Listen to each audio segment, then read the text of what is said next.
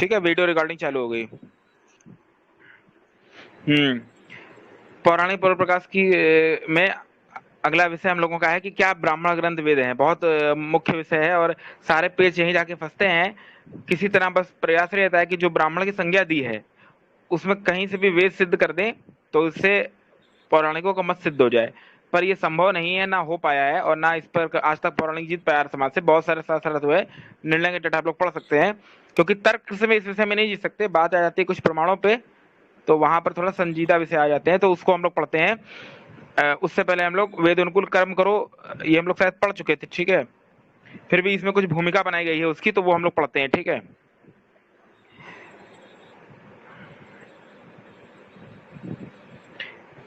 वेद अनुकूल कर्म करो, तो यहाँ पर ये जो मंत्र दिया है, ठीक है, तो अब इसका प्रश्न कर रहे हैं पोप जी कि सत्यार्थ प्रकाश के पेज नंबर 68 में लिखा है कि स्मृतियों में मनुस्मृति के प्रक्षिप्त श्लोक और अन्य सब स्मृति अमान्य है।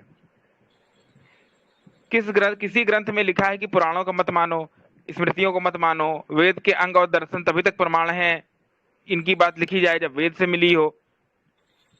यानी वो ये दोष कर रहा है स्वामी जी पे पूर्व पक्षी, कि ये कह रहा है कि ये तो इनका कोई मत ही नहीं है। कभी कहते हैं स्मृति को मत मानो, कभी कहते हैं वेद को मत मानो, कभी कहते हैं दर्शनों में वही बात मानो जो वेद के अनुकूल हो। तो उत्तर दे रहे हैं मनसाराम जी कि स्वामी जी के लेख का स्पष्ट अभिप्राय यह है कि स्मृतियों में से प्रक्षिप्त श्लोकों को छोड़कर केवल मनुस्मृति ही वेद के अनुकूल है। शेष सब स्मृतियां वेद विरुद्ध होने से प्रमाण के मानने योग्य नहीं। और इसे स्वयं मनु जी भी कहते हैं। क्या कहते हैं? क्योंकि महर्षि मनु जी जानते थे कि आगे जाके इसमें जो है घपलेबाजी होगी, इसीलिए उन्होंने खुद लिख दिया कि वेद बाह्य स्मृतियां, यानी वेद के बाह्य जो है वो त्याज्य है। स्वामी जी ने या नहीं लिखा कि पुराण स्मृति वेदांग तथा विदर्शन को मत मानो, अपितु यह लिखा है कि ये सब ग्रंथ वेद अनुकूल होने से ही प्रमाण है। यदि इसमें कोई भी बात वेद के विरुद्ध हो तो वहां वेद का लेख ही प्रमाण माना जाएगा, अन्य ग्रंथों का नहीं। क्योंकि वेद ईश्वर कृत है और ये ग्रंथ ऋषि कृत हैं, और ईश्वर निभ्रांत है और ऋषियों से गलती होना संभव है। इसीलिए मनुस्मृति को स्वामी जी मानते हैं, पर उसमें जो वेद अनुकूल भाग है उसी को मानते हैं, और इसकी पुष्टि स्वयं महर्षि मनु भी करते हैं।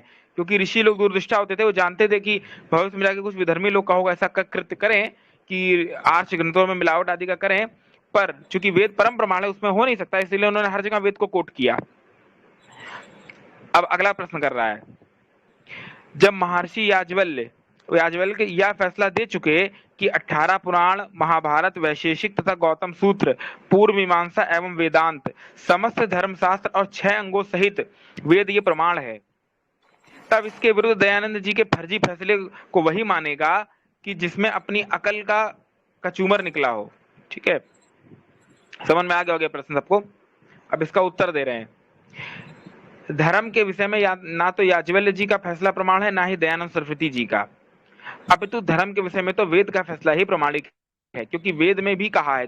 तो ये ऋग्वेद के 10वें मंडल के 71वें सूक्त का दूसरा मंत्र देना। यहाँ क्या आया कि जहां पर धीर पुरुष मन से वेद द्वारा अपनी वाणी को ऐसा छान लेते हैं, ठीक है, धीरहा मनसा वाचम कृत, यानी अपनी वाणी को ऐसा छान लेते हैं जैसे छलनी से सत्तू छाना जाता है, वहां मित्र कर्मों को जानते हैं। उन महात्माओं का वेद में ही कल्याण और शोभा स्थित है। ठीक है, यानी जो तत्वज्ञानी लोग होते हैं वे सत्य असत को छान लेते हैं, जैसे छलनी से सत्तू छानते हैं। फिर एक मंत्र और दे रहे हैं इसी बात की पुष्टि में। हे भद्र पुरुषों, हम लोग याज्ञिक सकल शुभ कर्मों में वेद विहित माननीय मंत्र को कहें और कहावें, सुने और सुनावें। हे मनुष्यों, इस ईश्वरी कल्याणी वाणी की यदि आप सदैव कामना करेंगे तो भी वंदनीय मानवीय वाणी आप लोगों को प्राप्त होगी। ठीक, अब एक मंत्र और दे रहे हैं इसी बात को। ये तो प्रसिद्ध मंत्र है वेद का, ये तो सबको याद रखना चाहिए, अथर्ववेद 10:8-32 का। यहाँ पे क्या बोला है कि देवश्य पश्य काव्यम ना मामारना जीर्यति, यानी कहा कि देवश्य पश्य काव्यम, मनुष्य पास रहने वाले परमात्मा को नहीं देखता और पास रहने वाले ईश्वर को छोड़ता भी नहीं।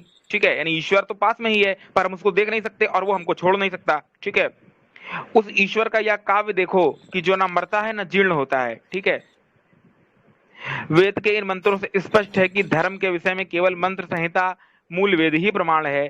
शेष संपूर्ण ऋषिकृत ग्रंथ वेद अनुकूल होने से प्रमाण है तथा वेद विरुद्ध होने से अप्रमाण है।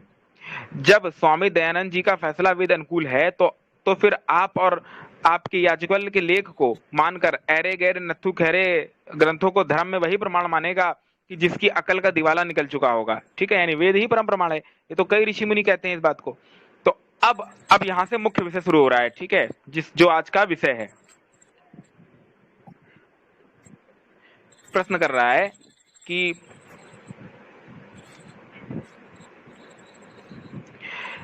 वेद दो भागों में विभक्त है, एक भाग है मंत्र भाग, दूसरा है ब्राह्मण भाग।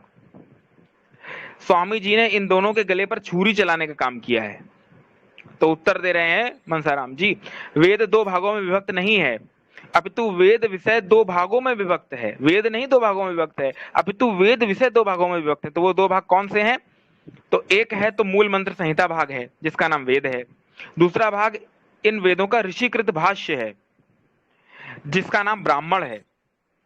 स्वामी जी से पूर्व आर्य जाति को इस भ्रम में स्वार्थी लोगों ने डाल रखा था कि मंत्र संहिता और उसका भाष्य अर्थात ब्राह्मण, इन दोनों का नाम ही वेद है, और इसकी आड़ में ब्राह्मणों के नाम से कई वेद विरुद्ध सिद्धांतों का प्रतिपादन करने वाले ग्रंथ बना डाले, और शतपथ आदि ब्राह्मणों में भी वेद विरुद्ध बातों का प्रक्षेप कर दिया, और इस बात से वास्तविक वेदों को घपले में डालकर वैदिक धर्म का सर्वनाश कर मनमाने वेद विरुद्ध सिद्धांतों का प्रचार करके आर्य जाति के धर्म, साहित्य तथा सभ्यता और देश को तेज छुरे से कतल कर आर्य जाति को नष्ट कर रहे थे। ऋषि दयानंद जी ने जाति की इस शोचनीय अवस्था को देखकर उसे भूल भुलैया के चक्र से निकालकर सीधी सड़क पर ला खड़ा किया और बताया कि मूल वेद मंत्र संहिता जो कि ईश्वर कृत है वही वेद है, शेष जो है उसकी जो व्याख्या आदि है वो ब्राह्मण ग्रंथ हैं, और उस मूल मंत्र संहिता का ऋषिकृत भाष्य है। वे वहां तक ही प्रमाण है जहां तक वे मूल मंत्र संहिता वेद के सिद्धांतों के अनुकूल हो। जहां पर उनमें भी कोई बात वेद के विरुद्ध हो तो वो मानने योग्य नहीं है। अर्थात वेद स्वतः प्रमाण है, ब्राह्मण ग्रंथ क्या है? परता प्रमाण है। जो आर्य जाति ऋषि दयानंद जी से पहले अपने धर्म ग्रंथ का कोई निश्चय न कर पाती थी, वह अपने धर्म को बेबुनियाद जानकर लड़खड़ाती हुई दूसरे धर्मों में प्रवेश कर रही थी। ठीक है, आज ऋषि दयानंद जी की कृपा से वेदों की मजबूत चट्टान पर अपने धर्म की बुनियाद को स्थिर करके मतांतरों को धर्म युद्धार्थ ललकार रही है, और अपने भागे हुए सिपाहियों को वापस ला रही है और अपनी सेना में भर्ती कर रही है। इसी बहादुरी को देखकर विरोधी दलों के नेता भी वैदिक धर्म की सेना में भर्ती हो रहे हैं, और वह दिन बहुत निकट है जब संसार में वैदिक धर्म का झंडा लहराएगा। ठीक है, तो अब प्रश्न कर रहा है, फिर पोप जी प्रश्न कर रहे हैं। क्या कर रहे हैं? स्वामी दयानंद जी ऋग्वेद आदि भाष्य भूमिका के वेद संज्ञा विचार में लिखते हैं। क्या लिखते हैं तो वो देखते हैं। पहला लिखते हैं कि ब्राह्मण ग्रंथ पुराण है, वे ग्रंथ वेद नहीं हो सकते, क्योंकि उनमें उनके नाम इतिहास, पुराण, कल्प, गाथा और नारा संशी है। ठीक है, अब आगे एक एक करके इसको भी समझाया है। ठीक है, दूसरा बिंदु रखा उसने कि ब्राह्मण ग्रंथ ईश्वरोक्त नहीं है, किंतु महर्षि लोगों ने बनाए हैं। ठीक, वे वेद नहीं है अपितु वेदों का व्याख्यान है। एक कात्यायन ऋषि को छोड़कर अन्य किसी ऋषि ने इसको वेद होने का साक्षी नहीं माना। ब्राह्मणों में इतिहास है, इस कारण भी वे वेद नहीं हो सकते, अतएव पुराण है, यानी उनमें इतिहास भाग भी है। इस लेख पर गुण विचार करना और विचार द्वारा फल निकालना यह प्रत्येक वैदिक धर्मी मनुष्य का कर्तव्य है। ये पूर्व पक्षी प्रश्न कर रहा है। ठीक है, तो अब इसका उत्तर क्या दे रहे हैं मनसाराम जी, वो देख लेते हैं। आपने स्वामी जी का पूरा पाठ तो दिया ही नहीं, ऋषि ने तो यूं लिखा है, तो ये ऋग्वेद आदि भाष्य भूमिका वेद संज्ञा विचार है। ठीक है, तो यहाँ क्या आया कि अथ को अत्रम को अयम वेद नाम मंत्र भाग संहिते। ठीक है, ये बोला। तो अब इसको क्या है, तो मंत्र ब्राह्मणों नाम ध्येयम इति करके आया है। कात्यायन वही बात जो वहां बोली है, इसको आप पढ़ सकते हैं वहां जाके। अब ये भाषार्थ कर रहे हैं, किसका नाम वेद है? तो वेद संहिताओं का। जो कात्यायन ऋषि ने कहा है कि मंत्र ब्राह्मण ग्रंथों का नाम वेद है, फिर ब्राह्मण ग्रंथों को भी वेद में ग्रहण आप क्यों नहीं करते? तो उत्तर दे रहे हैं, ऐसा मत कहो, ब्राह्मणों की वेद संज्ञा नहीं हो सकती, क्योंकि उनकी पुराण इतिहास संज्ञा होने से, वेद के व्याख्यान होने से, ऋषिकृत होने से और अन ईश्वरकृत होने से, कात्यायन के बिना दूसरे ऋषियों द्वारा इसको वेद संज्ञा में ना स्वीकार करने से, मनुष्यों की बुद्धि के रचे हुए होने से, यह स्वामी जी का पूरा लेख है, आप इस पर विचार करने की कृपा करें। ठीक है, यानी पूरा लेख क्या था कि उसमें क्या है, इतिहास है मनुष्यों का, ठीक है, और ऋषियों के व्याख्यान भी हैं वो। ठीक है, फिर एक तर्क ये भी निकलता है कि अगर ब्राह्मण वेद हैं तो उनका नाम ब्राह्मण संज्ञा क्यों है, जैसे ऋग्वेद है तो वहां ऋग ब्राह्मण होना चाहिए था पहली बात, उसका नाम सतपथ ब्राह्मण क्यों है, अत्रेय ब्राह्मण क्यों है। तो इससे भी ये सिद्ध नहीं होता, क्योंकि दोनों की संज्ञा अलग अलग है, तो ब्राह्मण वेद है, ये भी सिद्ध नहीं हो सकता। ठीक है, और अपने व्याख्या है मंत्रों की उसमें, और उसमें मूल मंत्र भाग भी नहीं होता, जैसे देवता छंद आदि विषय लिख स्पष्ट नहीं होता उसमें। खैर, इसको आगे देखेंगे। तो अब अगला प्रश्न कर रहा है,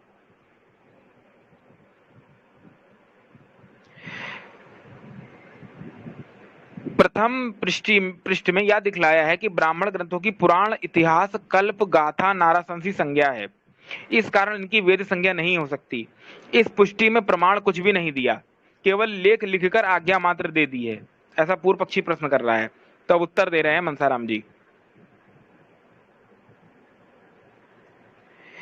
आप अपनी चालाकी से जनता को धोखा देना चाहते हैं, किंतु हम आपको ऐसा नहीं करने देंगे। स्वामी जी ने प्रथम हेतु में केवल क्या बोला है कि ब्राह्मणों की पुराण इतिहास संज्ञा होने से ऐसा लिखा है। ठीक है, पुराण है इतिहास संज्ञत्वाद। ठीक है, ब्राह्मणों की पुराण इतिहास होने से ऐसा लिखा है।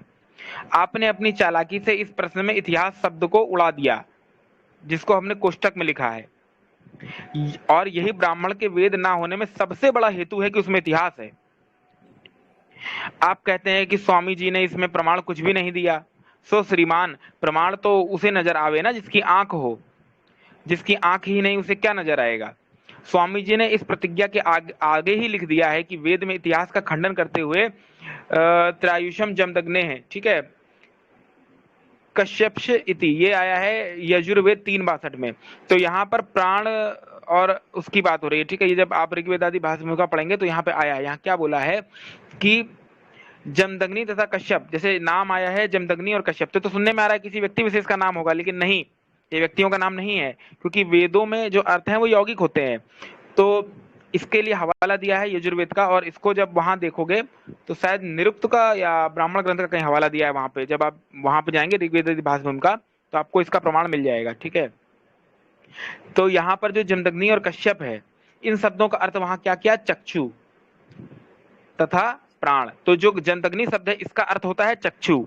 ठीक है, वैदिक वैदिक जो साहित्य लौकिक व्याकरण है उसमें वेद की, और जो कश्यप शब्द है इसका अर्थ होता है प्राण। तो अब अगर वेद में कहीं जमदग्नि और कश्यप शब्द आता है तो इसका अर्थ होगा चक्षु और प्राण, ना कि और भी कुछ हो सकता है, लेकिन किसी ऋषि का नाम नहीं होगा। ठीक है, यही स्वामी जी ने बताया है। वेद में ये नाम किसी ऋषि या मनुष्यों का नहीं, अपितु अन्य पदार्थों के वाचक हैं, जैसा कि स्वामी जी ने लिखा है। क्या लिखा है वो हम देख लेते हैं।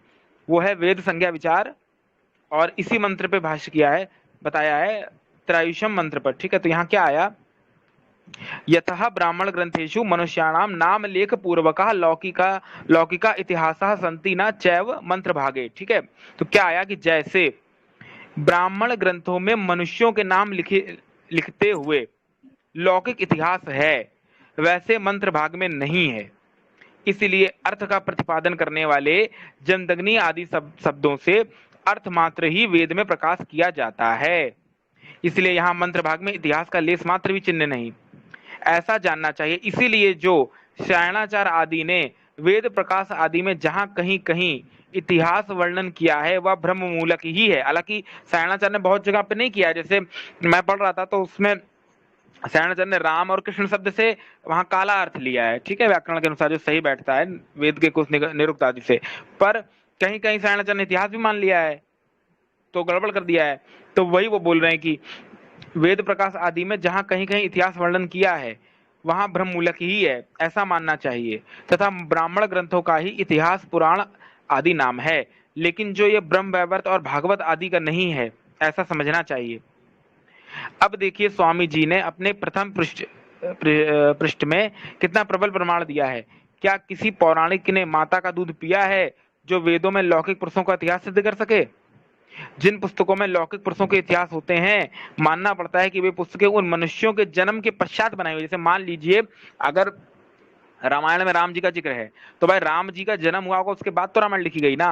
अब अगर हम वेद में मान लेंगे किसी व्यक्ति विशेष का इतिहास है, तो फिर ये मानना पड़ेगा कि वेद जो है वो उस व्यक्ति के आने के बाद लिखे गए, तो फिर वो ईश्वरी ज्ञान कहाँ से हो जाएगा, फिर तो अपौरुषेय होएगा ही नहीं। जैसे कुरान पे दोष लगता है, बाइबल पे दोष लगता है, इनमें इतिहास है इनके नबियों का, ठीक है। तो जब इनके नबियों का इतिहास है तो सिद्ध होता है कि ये ग्रंथ उनके आने के बाद रचे गए। तो ये कहना कि ऊपर से नाजिल हुई तो फालतू की बातें हैं, ठीक है, वो तो किसी ने रच लिया। तो ये वही बात हो जाएगी। और ठीक है, तो अतः मानना पड़ेगा कि ब्राह्मण ग्रंथ अनादि ईश्वर रचित नहीं है, अपितु मनुष्य कृत है, अतः वे वेद नहीं हो सकते। अपितु ब्राह्मण ग्रंथों का नाम ही इतिहास पुराण है, भागवत आदि का नहीं। अब अगला प्रश्न कर रहे हैं पोप जी, ठीक है। तो अब क्या वो क्या पूछ रहे हैं, अब आगे जाके कुछ प्रमाण होंगे और एक एक करके कल्प, गाथा, नाराशंसी और इतिहास, इन चारों विषयों पे प्रश्न होंगे, प्रश्नोत्तर करके, ठीक है। तो प्रश्न पूछ रहा है कि जब ब्राह्मण ग्रंथों की पुराण संज्ञा होते हुए कल्प संज्ञा हो जाती है, ठीक है, जब ब्राह्मण ग्रंथों की पुराण संज्ञा होते हुए कल्प संज्ञा हो जाती है, तो पुराण और कल्प संज्ञा होते हुए भी गाथा संज्ञा हो जाती है, और पुराण कल्प गाथा इन तीन संज्ञाओं के रहते हुए नाराशंसी संज्ञा भी हो जाती है। तो फिर आप किस प्रकार मान लें कि पुराण, कल्प, गाथा, नाराशंसी इन चार संज्ञाओं के रहते हुए वेद संज्ञा नहीं हो सकती। यानी जब आप कह रहे हैं कि जो ब्राह्मण ग्रंथ हैं उनकी क्या क्या संज्ञा हो सकती है, उनकी कल्प हो सकती है, गाथा हो सकती है, नाराशंसी हो सकती है। तो जब इन इन ब्राह्मण ग्रंथों की ये संज्ञा हो सकती है, पुराण, कल्प, गाथा, नाराशंसी, तो वेद संज्ञा क्यों नहीं हो सकती, ये पूर्व पक्षी पूछ रहा है। वैलिड क्वेश्चन है एकदम। हाँ, अतएव सुतराम सिद्ध है कि जैसे हरि शब्द की शब्द संज्ञा होते हुए भी प्रतिपादिक भा तथा घी संज्ञा हो जाती है, ठीक है, वैसे जैसे रघुनंदन शुक्ल की शुक्ल संज्ञा होते हुए भी शास्त्री बीए तथा जज संज्ञा हो जाती है, वैसे ही ब्राह्मण की पुराण, गाथा, कल्प, नारासंगी संज्ञा होती है भी वेद संज्ञा हो जाती है, ठीक है। तो इसने कुछ व्यक्तियों का उदाहरण दिया। अब ये जो बात बोली है उसने, उदाहरण दिया है ना रघुनंदन शुक्ल आदि का, तो अब इसको हम उत्तर में समझेंगे तो वहां पर ये बात स्पष्ट हो जाएगी, ठीक है। तो उत्तर देख लेते हैं। तो उत्तर दे रहे हैं मनसाराम जी, क्या दे रहे हैं देख लेते हैं। एक पदार्थ की बहुत सी संज्ञाएं होने में किसी को कोई शंका नहीं है, यदि वे संज्ञाएं एक दूसरे की संज्ञा की अविरोधी हो, किंतु एक ही पदार्थ की दो विरोधी संज्ञाएं नहीं हो सकती, ठीक है।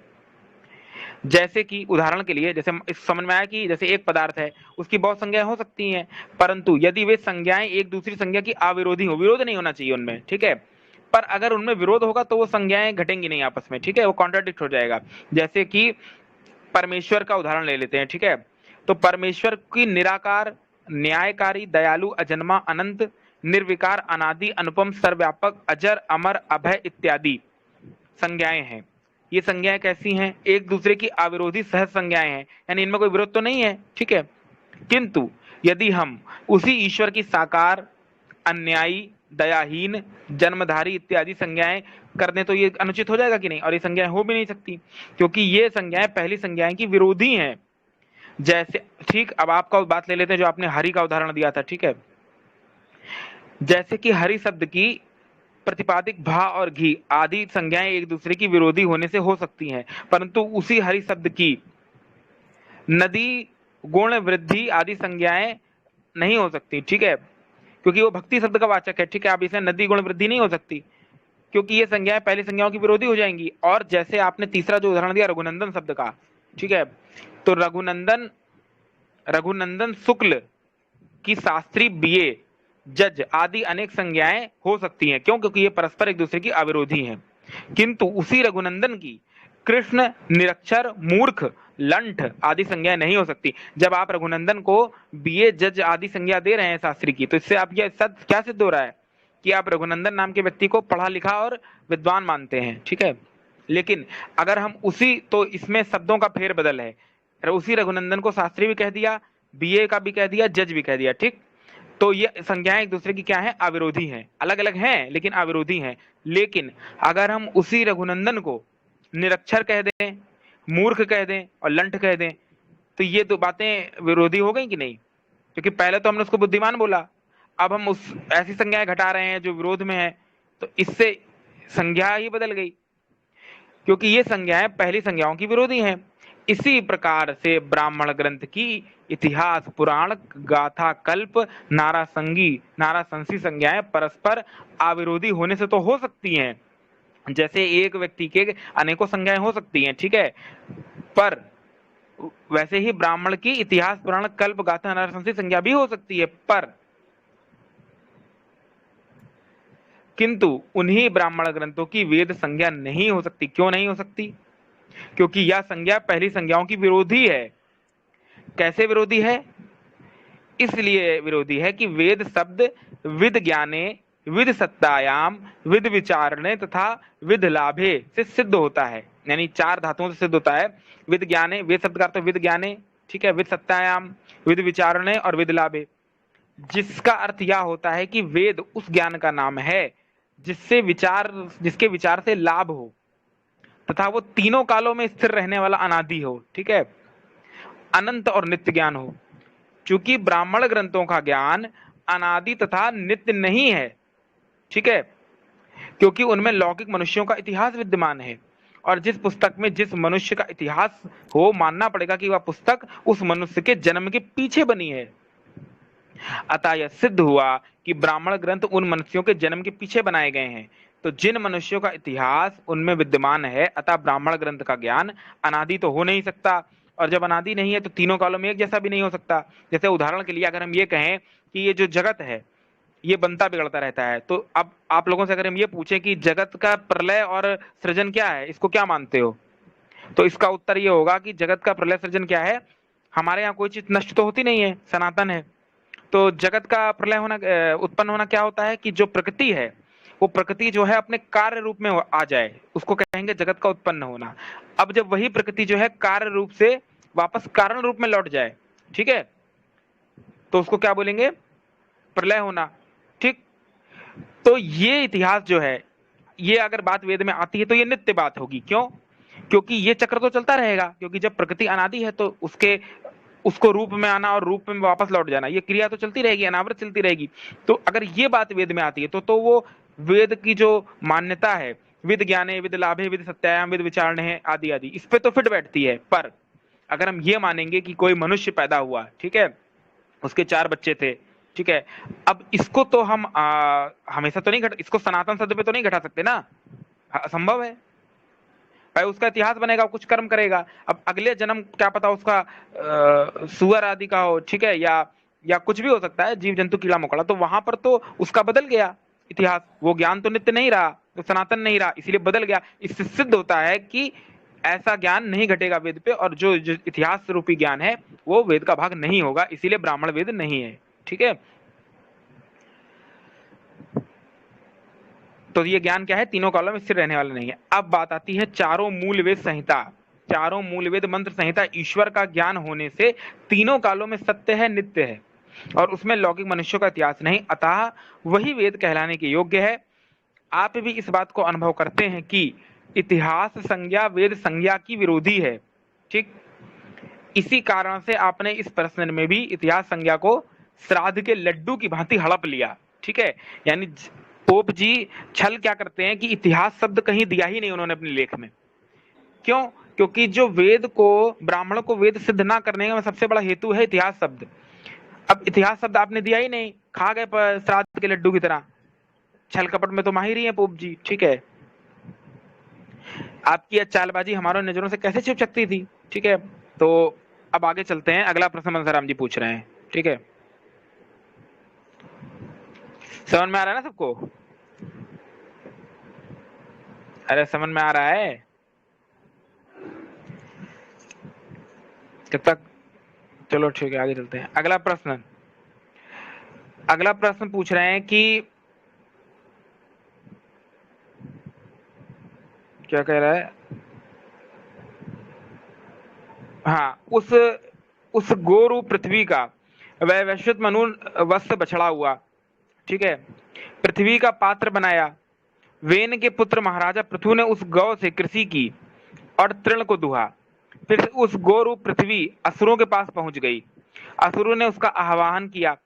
आह्वान के पश्चात जब वह गौ असुरों के पास ठहर गई, तब प्रहलाद ने, ठीक है, यहाँ देखिए हा में ला भी छुपा है, ठीक है, तो यहाँ पे प्रहलाद के पुत्र विरोचन को वत्स बनाकर पृथ्वी पात्र में उसने अपने भोजन को दुहा।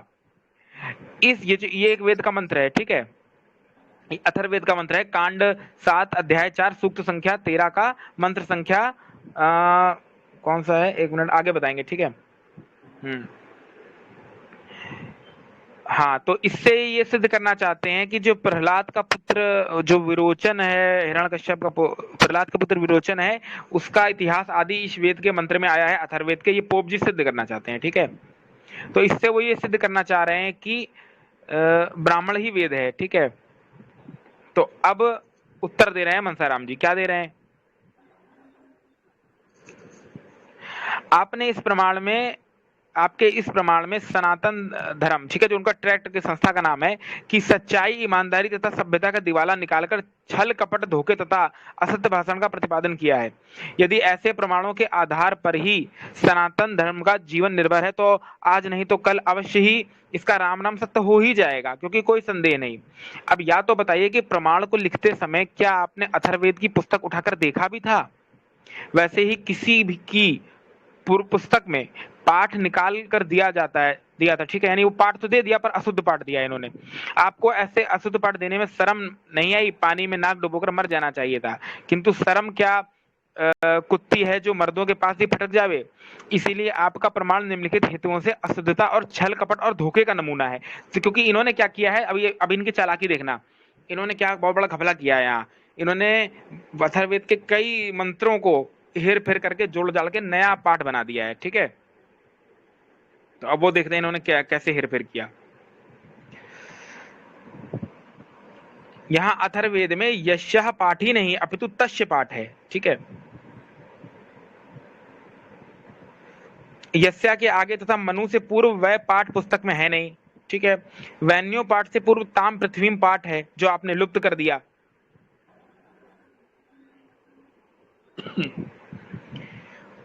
अशुरान तथा अगच्छत के बीच में आधि पाठ है, वो भी तुमने लुप्त कर दिया, ठीक है। एही पद के पूर्व माय पद वेद में है, जो तुमने चुरा लिया। अब सबसे बड़ा धोखा, ये जो मंत्र है, एक मिनट, ये मंत्र नीचे दिया है शायद, सुराम विरोचन। हाँ देखो, इसके जब नीचे आओगे तो यहाँ पर वो मंत्र दिखाया गया है, ठीक है, अथर्ववेद का। जब नीचे आओगे, थोड़ा सा नीचे करो जरा पेज, थोड़ा नीचे आओ, थोड़ा नीचे आओगे तो वो मंत्र मिल जाएगा तुमको, ठीक है, 8 10 4 का। तो उसमें देखना, यहाँ जो प्रहादी शब्द आया है, वहां पे प्रहादी शब्द आया है, हा में लार लरा नहीं है, ठीक है, लरा जो होता है। तो इसने क्या किया है, पोप ने छल से यहाँ पे प्रहादी को प्रहलादी कर दिया। इसने जो हर्ष है, हर्ष में जो रा है, इसकी जगह लरा कर दिया है, लकार वाला ला, ठीक है। तो लिट लकार नहीं होता है, तो वो वाला लरा कर दिया है। तो इससे प्रहलाद को प्रहलाद बना दिया चालबाजी से, ठीक है। अभी हम नीचे आएंगे तो दिखेगा। नीचे आओ भाई, नीचे आओ यार, नीचे आओ भाई, नीचे आओ।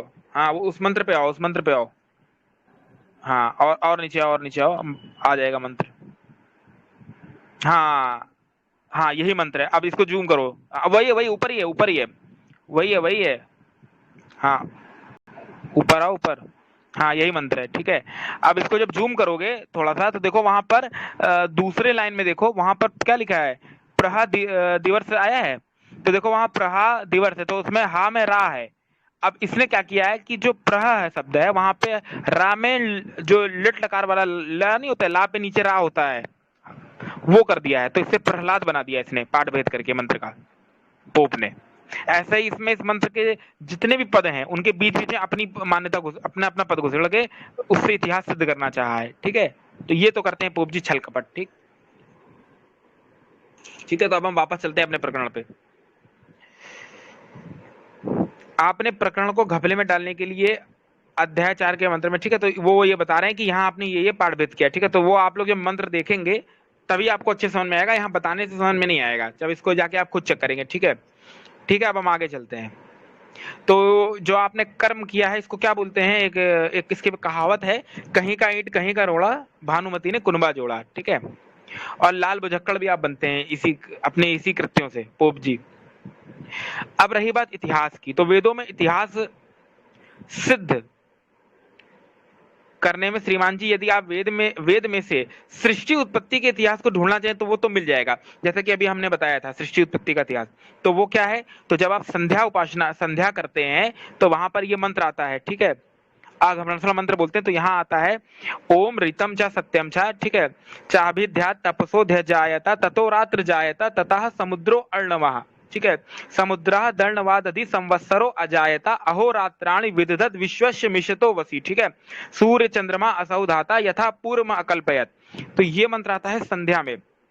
तो यही सृष्टि का इतिहास है। जब तुम ये मंत्र देखोगे संध्या का, इतना सुंदर मंत्र है ये, इसमें एक एक वो बताया है कैसे ये सृष्टि बनी, फिर पूर्व कल्प में संवत्सर बने कैसे, ये सब पूरा बताया है। तो यही इतिहास है वेद में, बस ये नित्य इतिहास। दूसरा कौन सा इतिहास हो सकता है वेद में, तो आप जब पढ़ेंगे 8वां समोल्लास सत्यार्थ प्रकाश का, तो उसमें 10वें मंडल के 129वें सूक्त का हवाला दिया है ऋग्वेद के, ठीक है, ऋग्वेद 10वें मंडल का 129वां सूक्त, तो वो है आपका नासदीय सूक्त। तो उसमें तम असत तम अथ गूढ़म प्रकृते सलीलम करके आया है। वहां ये आया कि ये जगत पहले अंधकार युक्त था, फिर परमात्मा ने इसमें प्रेरणा से फिर ये दिखने लगा। दिखने क्यों लगा, क्योंकि जैसे कमरा है, उस कमरे में लाइट नहीं है, तो हम उस कमरे में रहते हुए भी उसको नहीं देख सकते, ठीक है, जबकि यद्यपि उसमें हम हैं, लेकिन चूंकि प्रकाश का अभाव है इस कारण उसको नहीं देख सकते। वैसे ही वो प्रकृति भी उसको वैसी ही थी उस समय, प्रकृति तो थी अपने अस्तित्व में, पर वो अंधकार युक्त थी। क्यों, क्योंकि कुछ बना ही नहीं था, तो जब कुछ बना ही नहीं था तो कुछ दिखता ही नहीं था। तो वो इतिहास है, उसको कहते हैं नासदी सूक्त, ठीक है। ये आप पा जाएंगे 10वें मंडल के 129वें सूक्त में वेद के, ठीक है।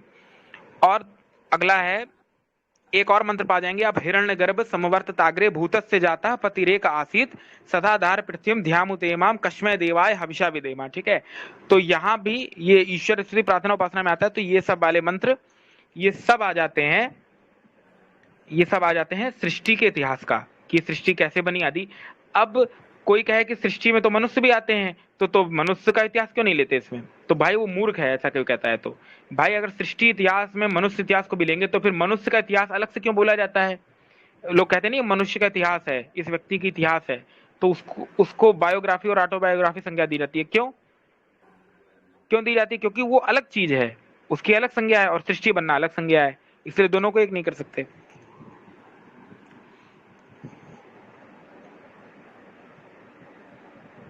ये अथर्ववेद के कुछ मंत्र हमने पेश किए, इसमें भी लौकिक मनुष्यों के चरित्र का इतिहास विद्यमान नहीं है, अपितु इस अध्याय के सब मंत्रों में विराट, गौ से माया, स्वधा, कृषि, ब्रह्म और तप के दोहन का वर्णन है और समस्त सृष्टि से लाभ उठाने का वर्णन है। अब जो मंत्र में पोप जी ने हेर फेर किया वो मंत्र हम लोग पढ़ते हैं और उसका अर्थ समझते हैं, ठीक है। तो मंत्र क्या है, ये देखिए अथर्ववेद 8वां कांड 8-10-4, इसको पढ़ेंगे तो क्या है, ये देखिए यहाँ सो अग्रमतम, ठीक है, आया है यहाँ पे करके। अच्छा, यहाँ पर जब आप जाएंगे आगे तो तस्यः विरोचना, यहाँ देखिए शब्द क्या है, तस्यः विरोचना, पहली जो जहाँ पहला अंक लिखा है, तो पहले अंक के बाद जब आप पढ़ेंगे तो यहाँ आया है तस्यः विरोचना। तो विरोचन कौन है, प्रहलाद का पुत्र। अब उस विरोचन को इन्होंने यहाँ घटा दिया, ठीक है। अब यहाँ तस्या विरोचना शब्द आ गया, तो अब बात ये आती है कि जब तस्या विरोचना शब्द आ गया तो आगे देखिए आया है प्रहर दिवर्ष, ठीक है। तो प्रहर दिवर्ष शब्द जो आया है, तो यहाँ पर इन्होंने प्रह आ गया, अब विरोचन आ गया, तो विरोचन से प्रहलाद जोड़ना जरूरी था, तो इसने प्रहा से में जो रा है हा में, उसमें जो है लकार वाला ला कर दिया, जो लट लकार में होता है। तो उससे क्या हुआ कि ये मामला गड़बड़ा गया, तो इसने विरोचन और प्रहलाद से इतिहास सिद्ध करना चाहा छल से यहाँ, ठीक है। तो अब इसका भावार्थ क्या है वो हम देख लेते हैं। वह माया अर्थात प्रकृति ऊपर उठी, ठीक है, प्रकृति को माया से भी संबोधित किया है। वह माया अर्थात प्रकृति ऊपर उठी, अर्थात कारण रूप से कार्य रूप में हो गई, यानी कारण रूप से कार्य रूप में ऐसे समझो कि अव्यक्त थी व्यक्त हो गई, ठीक है। जैसे घड़ा का उदाहरण ले लो, ठीक है, मिट्टी पहले अव्यक्त थी, फिर कुम्हार ने उससे कुछ बना दिया तो मिट्टी भी दिखने लगी, नहीं तो ऐसे कौन देख रहा था उसको, ठीक है, मतलब वो व्यक्त नहीं थी अच्छे से, उसको व्यक्त कर दिया। वैसे ही जगत को ईश्वर ने व्यक्त किया प्रकृति से। वह शिल्पियों को प्राप्त हुई, उसको शिल्पियों ने ग्रहण किया, मानो बुलाते हैं कि हे माया। उस प्रकृति की प्रभूति शब्द करने वाली बिजली पुत्र के समान थी और धातुमय पदार्थ उसका पात्र था। उस माया को दो मूल धारण करने वाले बुद्धिमान, ठीक है, इंजीनियरों ने दुहा। तो अब यहाँ इंजीनियर शब्द लिख दिया है, दरअसल यहाँ पे अभी इंजीनियर शब्द नहीं आया है, संस्कृत शब्द आया है, इस यहाँ पे आया है अर्थवेर, ठीक है, अर्थ या ठीक शब्द आया, तो इसमें या इसको अभियंता भी बोल देते हैं शुद्ध हिंदी में। तो संस्कृत में क्या बोला, यहाँ पर नीचे इंजीनियर शब्द का बताया, ठीक है, अर्थ व्यय शब्द आया है, तो यहाँ पे इसको इंजीनियर बोलेंगे, ठीक है।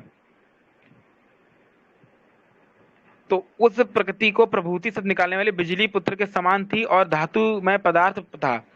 उस माया को दो मूल धारण करने वाले बुद्धिमान इंजीनियरों ने दुआ, यानी शिल्पकारों ने, ठीक है, अर्थात उससे लाभ लिया।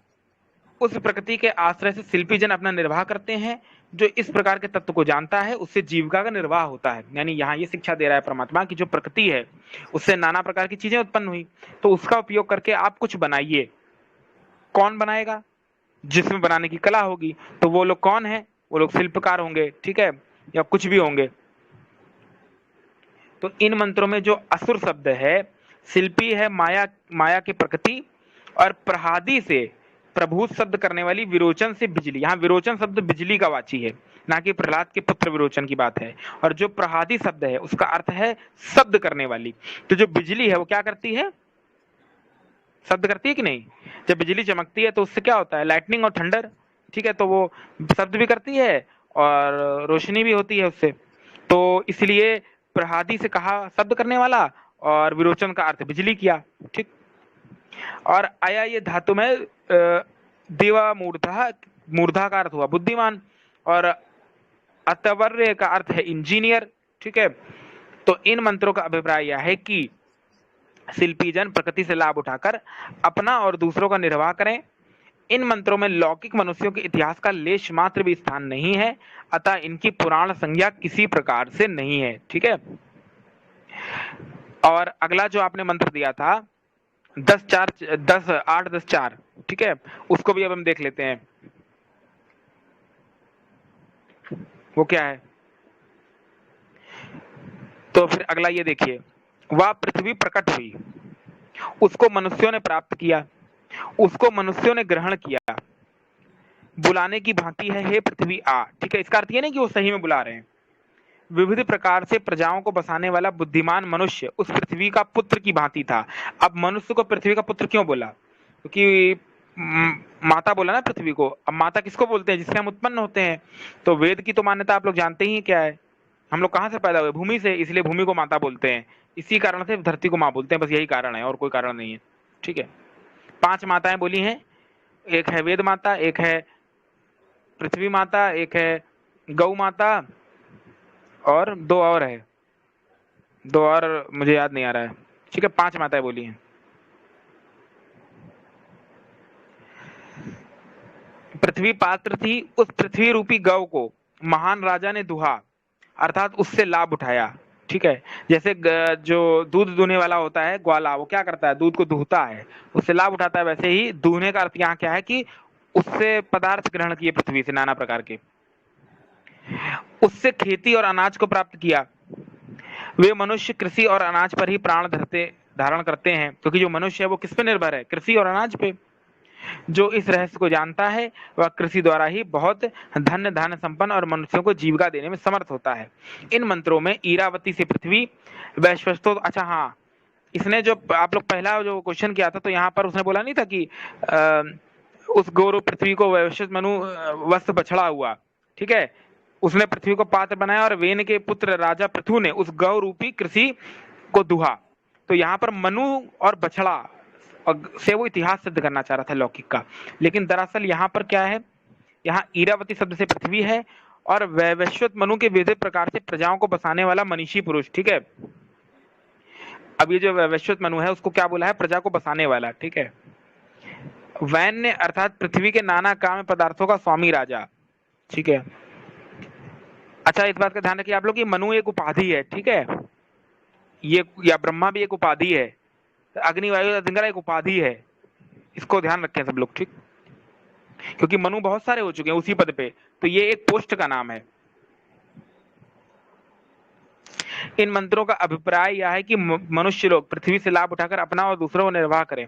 इन मंत्रों में लौकिक मनुष्यों का इतिहास नहीं है, अपितु इनका चरित्र भी लेसमास नहीं है, अतः इनकी पुराण संज्ञा हो ही नहीं सकती, क्योंकि ब्राह्मण ग्रंथों में लौकिक मनुष्यों के चरित्र समृद्ध इतिहास है। अतः ब्राह्मण ग्रंथ की वेद संज्ञा नहीं हो सकती, यानी ब्राह्मण ग्रंथ पुराण है, वेद नहीं हो सकते। अपितु ये पुराण है, ब्राह्मण ग्रंथों की पुराण संज्ञा होते हुए वेद संज्ञा कभी नहीं हो सकती। ठीक है,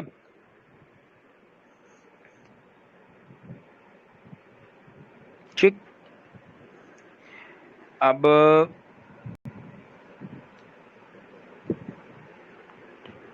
ठीक है, तो थोड़ा थोड़ा ही करके चलते हैं, क्योंकि कठिन टॉपिक है, ऊपर से जाएगा। ठीक है, तो आज इतना ही रखते हैं। अब कल शेष कल के प्रकरण में किसी को कुछ डाउट हो तो पूछ सकता है। ठीक है, पेज नंबर 408 से कल पढ़ेंगे।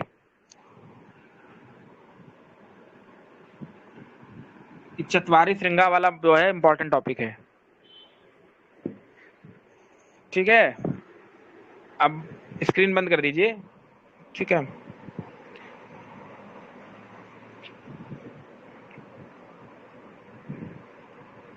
भाई कुछ सुन भी रहा था कि किसी को